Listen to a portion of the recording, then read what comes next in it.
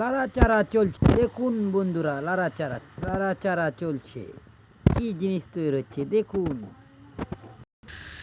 এই যে তেল দিচ্ছি, দেখুন কত সুন্দর তেল দিয়ে কি জিনিস মজাদার খাবার তৈরি হচ্ছে। আবার একটু সর্ষের তেল, একটু সয়াবিন তেল মিক্স করে কি জিনিস তৈরি হচ্ছে। কঠিন মনোযোগ দিয়ে রান্না করা হচ্ছে দেখুন বন্ধুরা।